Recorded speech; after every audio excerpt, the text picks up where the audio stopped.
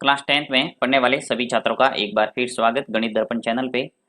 हम शुरुआत कर रहे हैं तीसरे अध्याय की और जिसका नाम है दो चर वाले रैखिक समीकरण युग्म। दो चर वाले रैखिक समीकरण युग्म से संबंधित आपके एक बड़ा प्रश्न आता है बोर्ड एग्जाम के अंदर जो कि 6 नंबर का आएगा और ये ग्राफ से संबंधित होगा। और आपने ग्राफ से संबंधित जानकारी है वो 9th क्लास में भी आपने ली है। हम यहाँ पढ़ेंगे दो चर वाले रैखिक समीकरण युग्म और उसको हल करने की दो विधियां हैं, ग्राफी विधि और बीजगणित विधि। तो बीजगणित विधि और ग्राफी विधि क्या है इसके बारे में थोड़ा एक बार परिचय ले लेते हैं, उसके बाद में हम इसकी जो एक्सरसाइज है उसकी शुरुआत करेंगे। अब देखिए जो दो चरों वाला रैखिक समीकरण है उसका व्यापक रूप क्या होता है उसके बारे में आपको जानकारी होनी चाहिए, तभी ये जो चैप्टर है आपको समझ में आएगा। देखिए आपके जो पाठ का नाम है उससे ही मैं आपको पूरा समझा देता हूँ कि किस ढंग से दो चरों वाला रैखिक समीकरण होता है और उसका व्यापक रूप क्या होता है। तो दो चरों वाले रैखिक समीकरण युग्म, ठीक है, ये आपके पाठ का नाम है। अब सबसे पहले समझते हैं कि दो चर क्या है। देखिए यहाँ पे आपने 9th क्लास के अंदर पढ़ा होगा चर और अचर। चर और अचर के बारे में अच्छे ढंग से आप जानते होंगे कि एक्स वाई पी क्यू इस टाइप के जो अंग्रेजी के अक्षर है उसका प्रयोग होता है चर के रूप में। और अचर है वो सब गणितीय अंक है, 1 2 3 4 2 3 जो भी अंक है वो आपको अचर के रूप में देखने को मिलेंगे। तो यहाँ पे बात हो रही है दो चर की, यानी या तो x और y देखने को मिलेगा या p और q देखने को मिलेगा। तो इस ढंग से आपके दो चर हो गए। अब वाले रैखिक समीकरण, रैखिक समीकरण का मतलब क्या हुआ, यानी किसी चर के ऊपर यदि घात 1 है तो उसे कहेंगे रैखिक।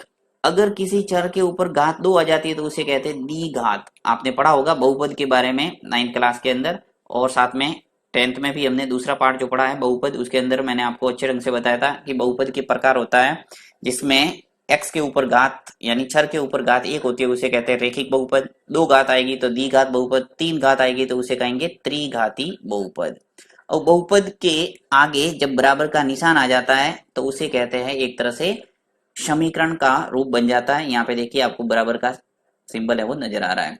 तो समीकरण जहां भी आपको नजर आएगा वहां बराबर देखने को मिलेगा आपको। तो रैखिक समीकरण के अंदर आपके जो चर है एक्स और वाई उसके ऊपर घात है वो 1 देखने को मिलेगी। तो स्पष्ट हो गया आपके दो चर यानी एक्स और वाई का प्रयोग होगा यहाँ पे, या फिर पी और क्यू का। फिर रैखिक यानी आपको एक्स और वाई के ऊपर घात हमेशा 1 देखने को मिलेगी।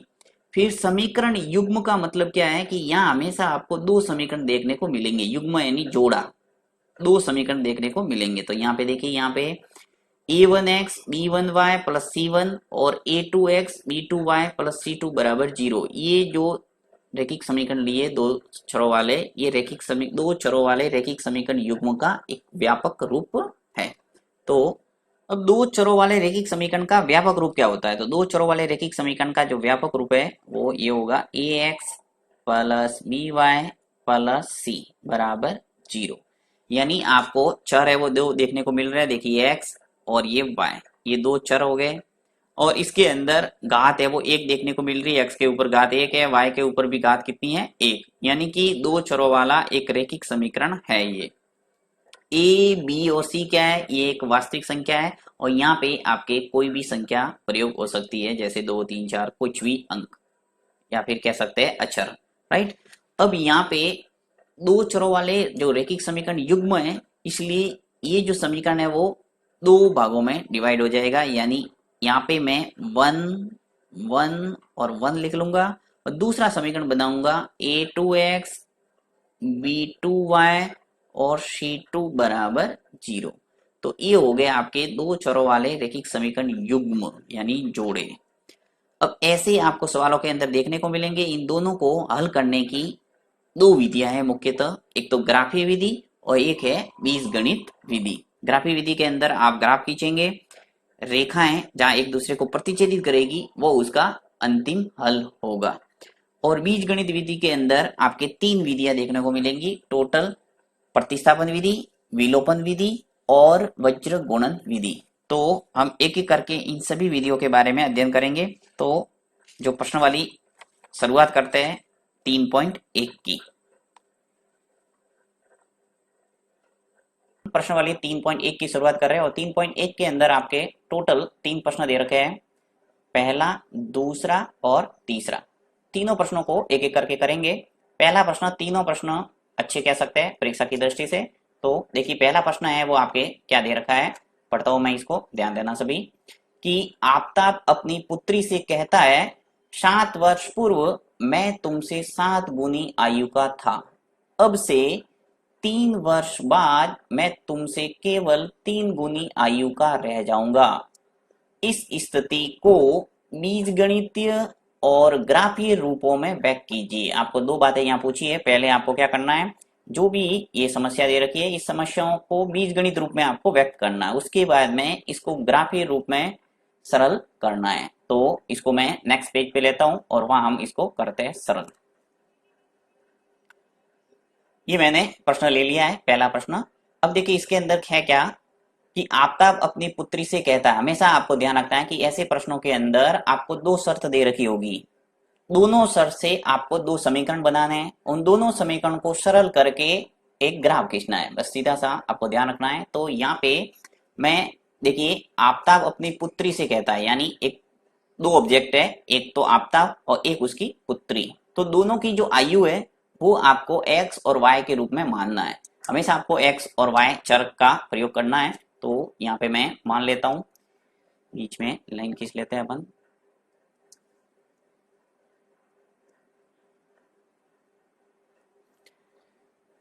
यहाँ मैं मान लेता हूं कि माना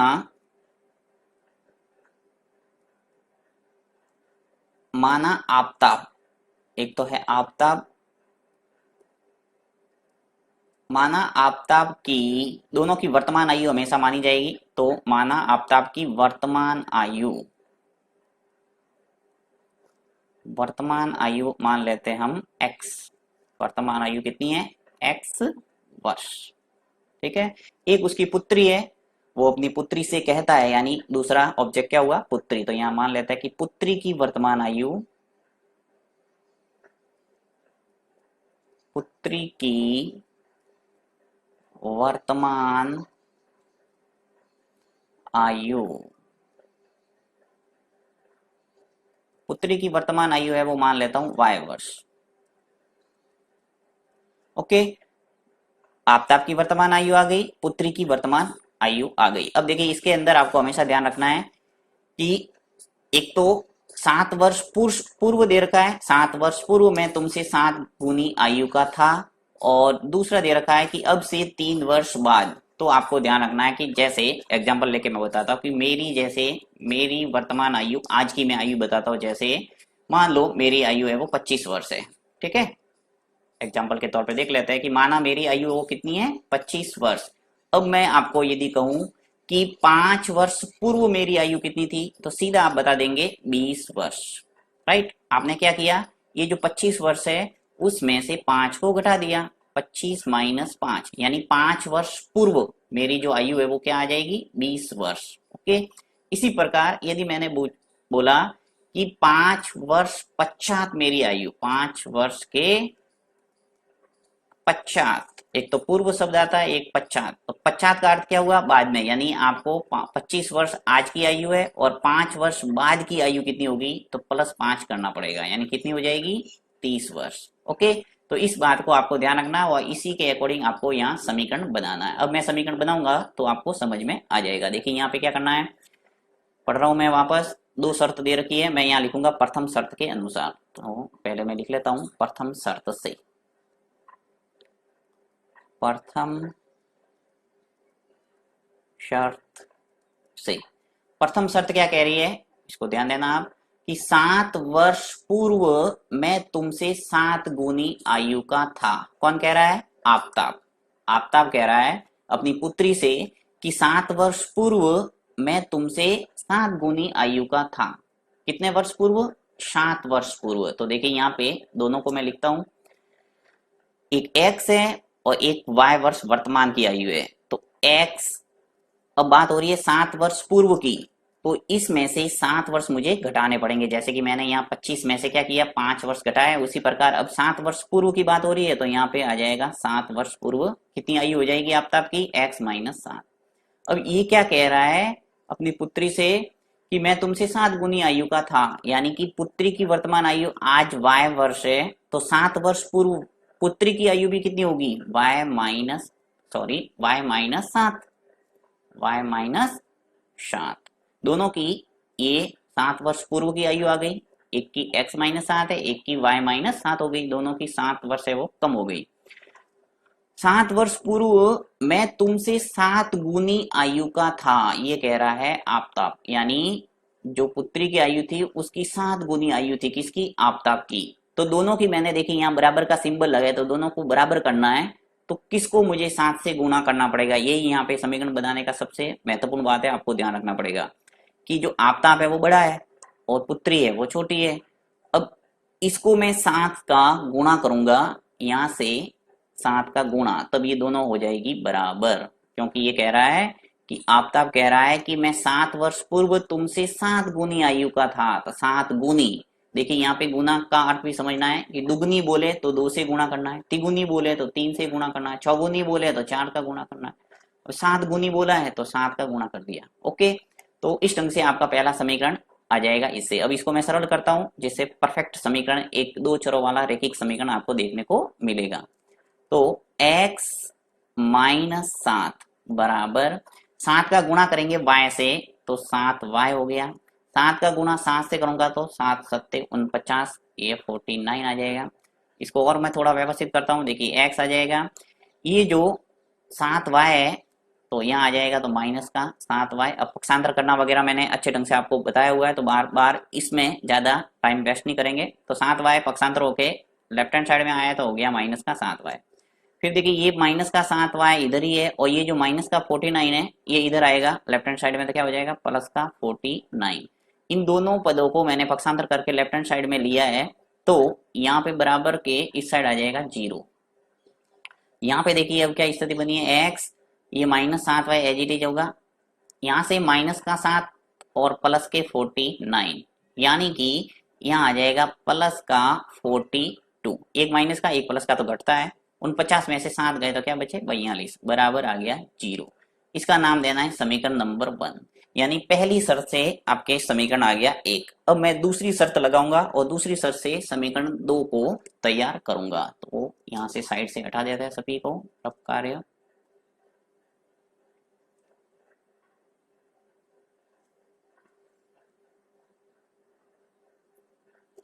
लेता हूं मैं द्वितीय शर्त। द्वितीय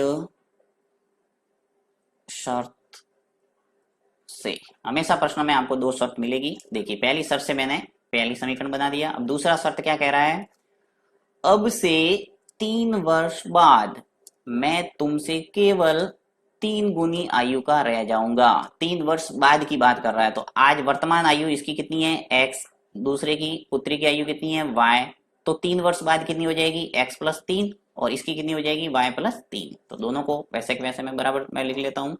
देखिए ये आपका की आयु हो जाएगी x प्लस 3, राइट, यानी 3 वर्ष बाद।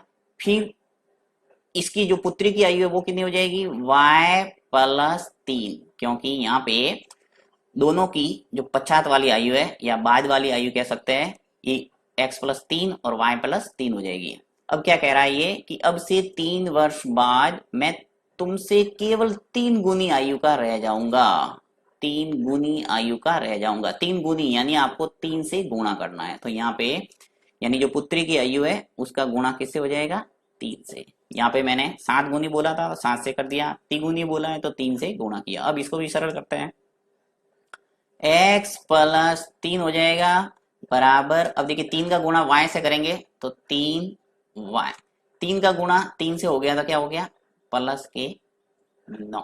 ओके, अब देखिए यहाँ पे लेफ्ट हैंड साइड में क्या है कि x प्लस 3 और राइट हैंड साइड में 3y प्लस 9 है, तो यहाँ पे पक्षांतर करके यहाँ पर भी आपको एक दो चरों वाला रैखिक समीकरण के रूप में इसको प्रेजेंट करना है। तो मैं इसको लिख लेता हूं x प्लस, यहां से देखिए 3y, इसको आगे ले लो तो ये हो जाएगा माइनस का 3y, क्योंकि प्लस का 3y पक्षांतर होके जब लेफ्ट हैंड साइड में आएगा तो क्या हो जाएगा माइनस का 3y।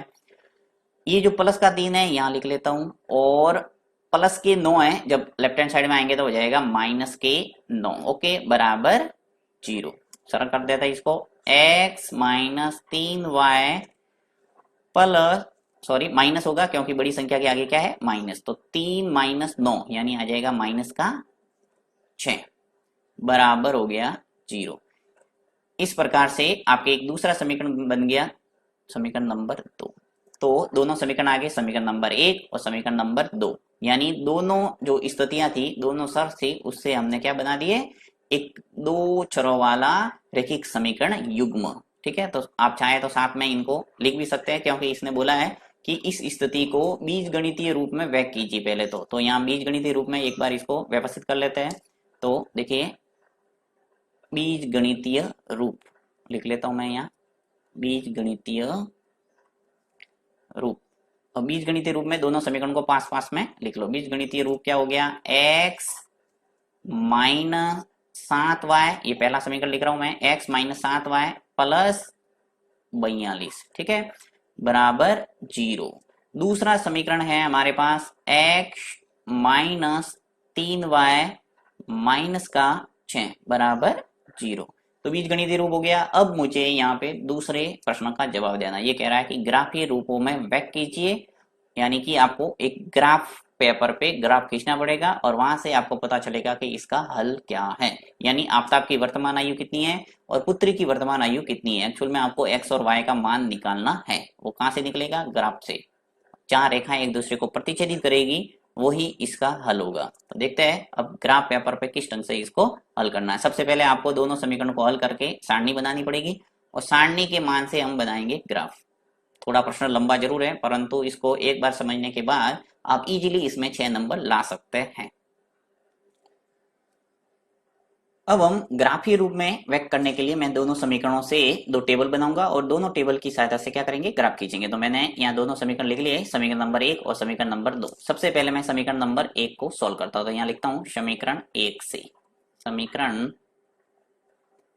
1 से। समीकरण 1 क्या है मेरे पास, x माइनस 7y प्लस 42 बराबर 0। अब हल करने का अर्थ आपने अच्छे ढंग से 9th के अंदर भी पढ़ा होगा, और मैंने बेसिक जो पढ़ा है तब भी आपको बताया था कि हमेशा एक चर को लेफ्ट हैंड साइड में रखना है, बाकी सबको क्या करना है, पक्षांतर। तो यहाँ पे देखिए x मुझे दिख रहा है सिंगल, जिसके साथ में कोई गुणक नहीं है, तो इसको लेफ्ट हैंड साइड में रख देंगे, बाकी सबको क्या कर देता हूँ, पक्षांतर। अब देखिए ये जो माइनस 7y पक्षांतर होके जब राइट हैंड साइड में जाएगा तो क्या हो जाएगा, वापस प्लस का 7y। प्लस के जो 42 है ये लेफ्ट हैंड साइड से राइट हैंड साइड में जाएंगे तो आ जाएगा माइनस के 42। ये समीकरण पूरी तरह से सॉल्व हो गया है। अब इसके अंदर y के संगत x के मानों को लिखेंगे, राइट। तो समीकरण नंबर यहाँ दे सकते हैं आप, समीकरण नंबर 3। अब इस समीकरण 3 से मैं टेबल बना देता हूँ, सारणी फर्स्ट, सारणी फर्स्ट बना दो। और सारणी फर्स्ट के अंदर आपको 3 मान निकालने हैं। आप चाहे तो 2 भी निकाल सकते हैं, परंतु 3 निकालेंगे तो ज्यादा बेस्ट रहेगा। तो यहाँ मैं 3 मान निकाल के आपको बता देता हूँ कि किस ढंग से आपको निकालना है। और टेबल बनाना किस ढंग से, देखिए इस ढंग से आपको एक टेबल बनाना है।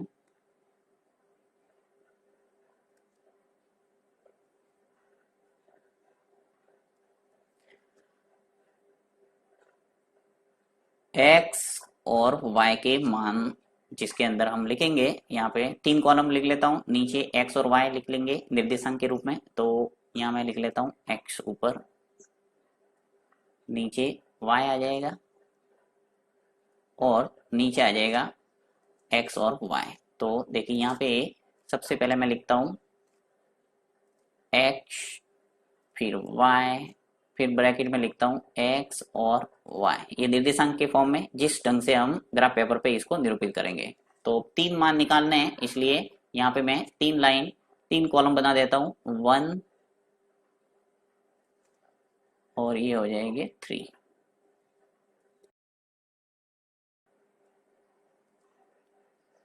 अब ये जो समीकरण 3 है, इस समीकरण के अंदर हम y का मान रखेंगे और x का प्राप्त करेंगे, यानी y के संगत x के मान आएंगे और 3 आपको प्राप्त करना है।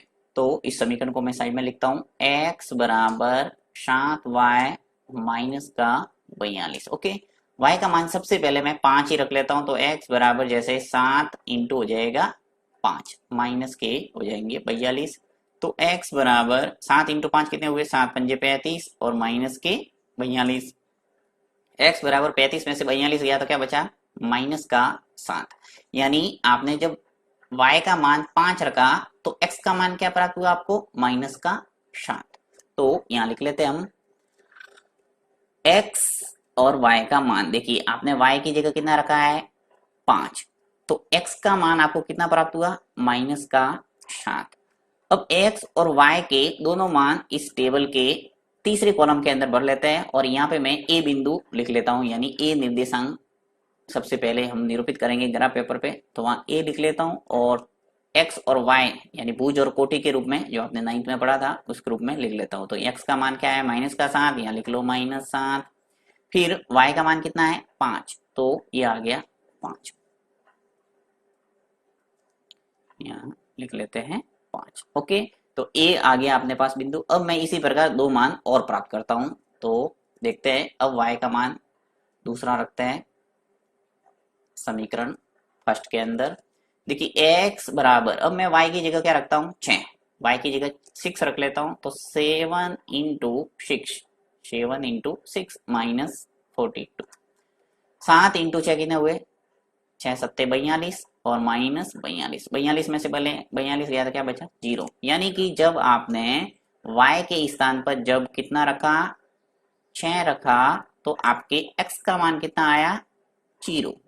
यानी कि ये आ जाएगा b निर्देशांक, और इसको भी आप निर्देशांक के फॉर्म में लिख लो, 0 और 6, 0 और 6 आ गया। फिर x और y, यहाँ पे मैं वापस समीकरण के अंदर मान रखता हूँ।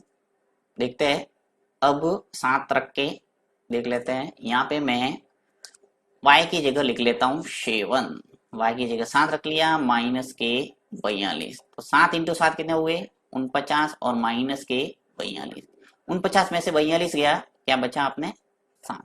यानी कि जब आपने y के स्थान पर 7 रखा तो x का मान आपको कितना मिला, 7। अब यहाँ पे C नाम लिख लेता हूँ, A B और C। दूसरा जो टेबल बनाएंगे उसके अंदर P Q और R लिखना है, जिससे आपको आराम से लाइन खींचने में सुविधा रहे। तो यहाँ पे मैं C के मान दोनों लिख लेता हूँ, 7 और 7। ये आ गया आपके x और y के रूप में, यानी निर्देशांक के रूप में A B C D के मान। अब आपको दूसरा समीकरण सॉल्व करना और दूसरे समीकरण से दूसरी टेबल बनाना है। तो लेता हूं मैं, इसको हटा देते हैं वापस।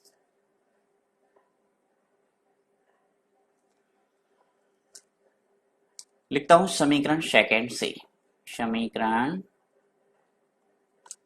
सेकंड। और समीकरण सेकंड क्या आ गया अपने पास, x माइनस 3y माइनस 6। ये समीकरण सेकंड है, x माइनस 3y माइनस 6 बराबर 0, बराबर आ जाएगा 0, राइट। अब x को इधर ही रखता हूं, ये माइनस का 3y और माइनस के 6 हैं, तो दोनों जब पक्षांतर होंगे राइट हैंड साइड में तो दोनों प्लस में आ जाएंगे, यानी 3y और ये भी माइनस का 6 इधर जाएगा तो प्लस का 6। तो समीकरण नंबर इसका नाम दे दो 4, समीकरण नंबर 3 और समीकरण नंबर 4। ओके, x बराबर 3y प्लस 6। अब यहां से टेबल बना लेते हैं वापस, सारणी सेकंड। यहाँ पर भी आपको y का मान पहले रखना है और x का मान आपको प्राप्त होगा, तो टेबल बना दो।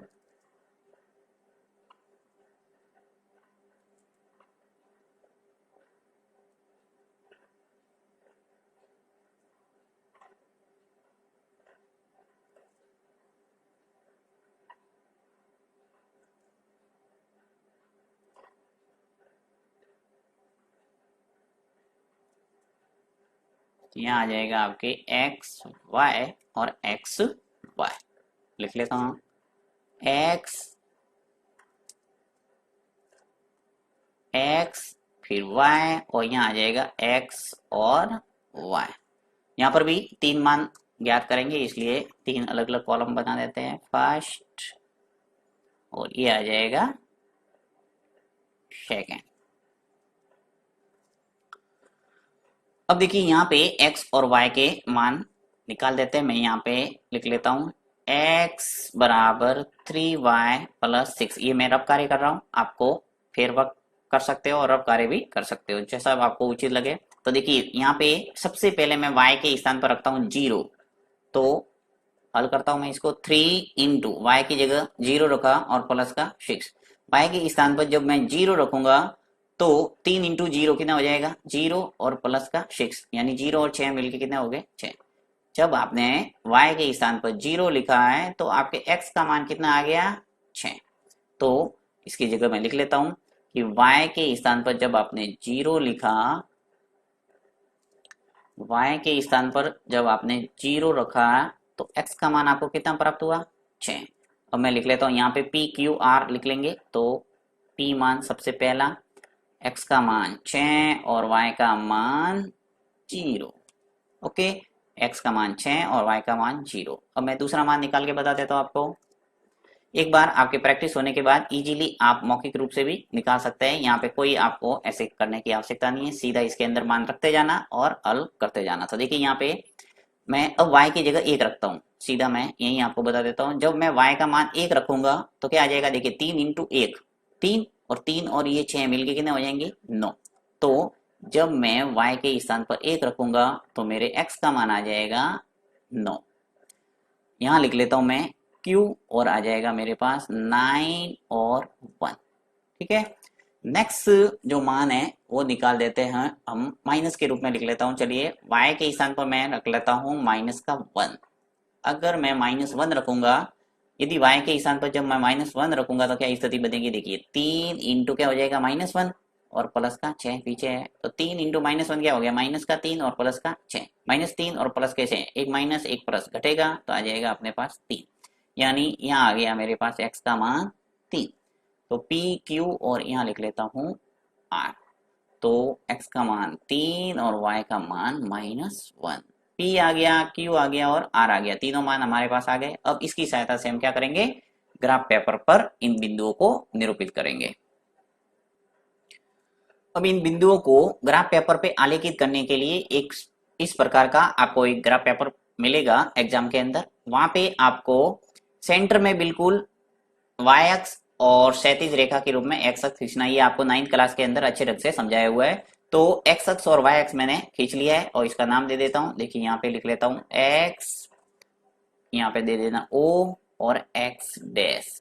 इसी प्रकार ये वाई ओ और ये वाई डैश। ओके, अब मानना है आपको पैमाना। तो पैमाना आपको इस ढंग से मानना है कि ग्राफ के अंदर जो आपने सारणी के अंदर मान निकाले हैं वो इजीली आपके ग्राफ पेपर पे आ जाए। तो देखिए यहाँ पे मैं आपको बता देता हूँ कि आपने जो टेबल में मान ग्राफ किए उसमें हाईएस्ट मान क्या है। देखिए x का यहाँ पे हाईएस्ट मान मुझे दिख रहा है 7 और यहाँ पे मुझे x का मान हाईएस्ट दिख रहा है 9, यानी कम से कम प्लस वाला 9 आपको दिखना चाहिए ग्राफ पेपर पे।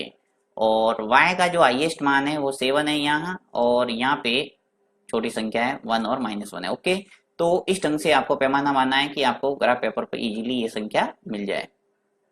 तो मैं यहाँ पे एक बॉक्स यानी 1 सेंटीमीटर बराबर 1 इकाई मानूंगा तो भी मेरे इजीली 9 है वो आ जाएगा। देखिए वो आपको गिनना पड़ेगा, आपका ग्राफ पेपर है वो कैसा है, बॉक्स छोटे छोटे बने हुए बड़े बड़े बने हुए, वैसे 1 सेंटीमीटर का बॉक्स बना हुआ होगा तो आप इजीली देख सकते हैं। तो लिख लेता हूँ, देख यहाँ पे पैमाना देखिए मैं 1, यहाँ लिखता हूँ 2, यहाँ 3, यहाँ 4, यहाँ 5, 6, 7, 8, 9, 10, 11, बस इतने से लिख लो क्योंकि अपने तो 9 तक ही जरूरत है।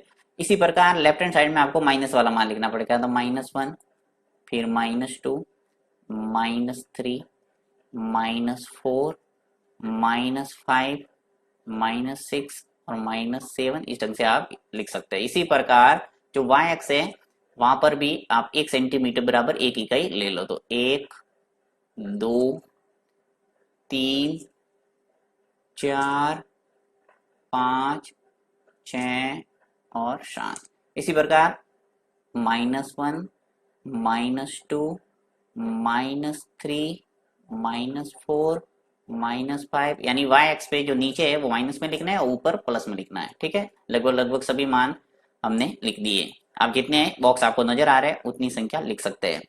अब मैं यहाँ साइड में लिख लेता हूँ पैमाना। पैमाना के अलग से नंबर होते हैं बोर्ड के अंदर, तो ऐसे लिखना पड़ेगा आपको कि पैमाना। चलो नीचे ही लिख लेते हैं, यहाँ लिख लेता हूँ मैं पैमाना। पैमाना एक्स अक्ष पर, तो एक्स अक्ष पे आपने पैमाना क्या रखा है, देखिए 1 सेंटीमीटर बराबर 1 इकाई। तो लिख लेता हूँ एक्स अक्ष पर 1 सेंटीमीटर, 1 सेंटीमीटर बराबर 1 इकाई। आप एक बड़ा खाना भी लिख सकते हैं। अब वाई अक्ष पे क्या माना है, वाई अक्ष पर, वाई अक्ष पे भी आपने 1 सेंटीमीटर बराबर 1 इकाई माना, क्योंकि 1 के बाद में 2 आ रहा है, 2 के बाद में 3 आ रहा है। तो वाई अक्ष पर भी 1 सेंटीमीटर बराबर 1 इकाई, ये हो गया पैमाना। आप किसी भी कोने में रख सकते हैं इसको, ग्राफ पेपर पर भी। अब यहाँ पे मैं टेबल को देखता जाऊंगा और पहली टेबल से सभी बिंदुओं को आलेखित करूंगा। तो देखिए पहला हम देखते हैं, सबसे पहली जो सारणी है फर्स्ट, इस सारणी फर्स्ट से पहला मान क्या है मेरे पास, ए के जो निर्देशांक है वो क्या है, -7 और 5। तो -7 और 5 है, वो ग्राफ पेपर पे कहाँ है वो आपको देखना है, एक्स का -7 और वाई का 5। तो देखिए एक्स का -7, तो एक्स अक्ष पे -7 है वो ये रहा, तो इसको थोड़ा आगे और बढ़ा देते हैं, -8 तक ले लेते हैं, -9 तक ले लेते हैं। अब माइनस कहाँ से है, वो ये रहा, और दूसरा जो मान है वो क्या है, 5, यानी -7 और 5। तो -7 तो ये है, और y का प्लस का 5 यानी ऊपर जाना पड़ेगा। तो यहाँ से सीधा देखिए ये ऊपर चढ़ना है, और 5 जहां पर भी है, ये रहा 5 y का, तो जहां पर भी आएगा वो आपको बिंदु आलेखित करना है। तो ये इस बिंदु को मैं आलेखित कर लेता हूँ। ये 5 आ रहा है इधर, और इधर जा रहा है -7 पे, तो यहाँ बिंदु आ जाएगा, और इसका नाम दे देंगे ए नाम दे देता हूं मैं, और लिख लेता हूं -7 और 5। ओके, यानी ए बिंदु को निरूपित कर दिया। अब बात होती है बी की, तो बी है वो 0 और 6, देखिए कैसे बता देता हूं। बी है वो क्या है, 0 और 6, यानी कि एक्स निर्देशांक तो आपके 0 है और वाई निर्देशांक 6 है। तो ले लेता हूं मैं एक्स निर्देशांक 0, देखिए यहाँ पे मूल बिंदु 0 होगा, और वाई निर्देशांक है वो 6 है, तो ऊपर जाना पड़ेगा ऐसे ही सीधा, ये रहा 6, तो वाई एक्स पर ही होगा ये बिंदु, और इसको आलेखित करना है ऐसे गोल बना के आप लिख सकते हैं। और नीचे चाहे तो आप बी लिख लो, 0 और 6। इसी प्रकार दूसरा जो सी पॉइंट है वो क्या है, देखते हैं 7 और 7, यानी x निर्देशांक भी 7 है और y निर्देशांक भी 7 है। तो यहाँ पे x निर्देशांक देखिए प्लस का 7 है वो ये रहा, और y निर्देशांक प्लस का 7 है वो इधर, यानी कि ऊपर चढ़ना पड़ेगा सीधा 7 तक, ये आ गया हमारे 7। इसका नाम दे देता हूँ C, और 7 और 7। ए आ गया, बी आ गया और सी आ गया, तीनों पॉइंट आपके आ गए। अब आपको सीधा इन तीनों बिंदुओं को मिलाते हुए स्केल की सहायता से सीधी एक लाइन खींचना है। तो मैं लाइन खींच लेता हूँ सीधा, देखो यहाँ से स्टार्ट कर लेते हैं खींचना, और सीधा इन 3 बिंदुओं से गुजरती हुई सीधी बिल्कुल स्ट्रेट सीधी लाइन आएगी आपके। अगर टेढ़ी मेढ़ी जा रही है, इसका मतलब आपने बिंदु है वो सही नहीं खींचे है, इससे ही पता चल जाएगा, या सही निकाले नहीं है। ठीक है, इस ढंग से आपके आगे बढ़ा सकते हैं आप। तो ये बिल्कुल स्ट्रेट सीधी लाइन नजर आ रही है मुझे। ये पहले समीकरण की आपके आ गए ग्राफीय रूप। अब आते हैं दूसरे समीकरण का ग्राफीय रूप कैसा दिखेगा वो बनाते हैं। तो यहाँ पे मैं दूसरी टेबल के मान देखता जाता हूँ और निरूपित करता जाता हूँ। देखिए दूसरी जो सारणी है सेकंड, इसका जो x मान है वो 6 है, y का मान 0 है। तो ले लेते हैं x का मान 6 और y का मान 0। देखिए x अक्ष पे आपको प्लस का 6 नजर आ रहा है ये, और y का मान जो 0 है वो इधर ही होगा। तो इस बिंदु को मैं आलेखित कर लेता हूँ, सीधा आ जाएगा हमारे पास ये पॉइंट, और इसको गोल घेरा लगा दो पॉइंट लगा के, और इसका नाम दे दो आप P,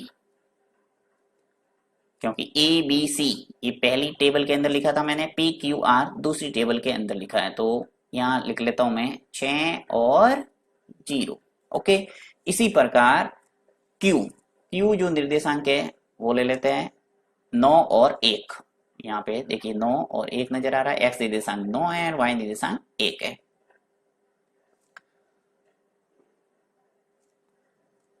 तो x निर्देशांक देख लेते हैं 9, ये रहा 9, और y निर्देशांक क्या है 1, तो ऊपर जाना पड़ेगा। देखिए ये 1 वाली लाइन है सीधी यहाँ आ जाएगी ऐसे, तो ये बिंदु आ जाएगा आपके बिंदु Q। सीधा लिख लेते हैं 9 और 1। तीसरा पॉइंट देखते हैं। तीसरा पॉइंट है x का 3 और y का -1। x का 3, x का 3 यानी प्लस वाला 3 ही है और y का -1 है, तो नीचे जाना पड़ेगा। तो 3 और -1 सीधा आएगा बिल्कुल जस्ट 3 के नीचे। तो लिख लेता हूं पॉइंट में यहाँ पे P Q और ये आ जाएगा R। 3 और -1, तो आपकी P आ गया, Q आ गया और R आ गया, तीनों बिंदु आ गए। वापस आपको इनको मिलाते हुए सीधी एक रेखा खींचना है। तो यहाँ सीधी रेखा ड्रॉ कर देता हूं मैं तीनों बिंदुओं से गुजरती हुई। चलिए मैं एक कलर ही चेंज कर लेता हूँ।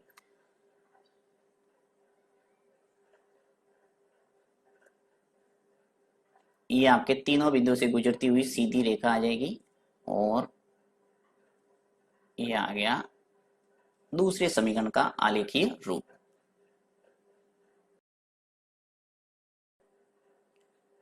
तो इस ढंग से ये जो पहले सवाल का आंसर है यानी हल है वो पूरा होता है। यहाँ पे दोनों समीकरणों की जो ग्राफीय रूप है वो हमने व्यक्त कर दिया।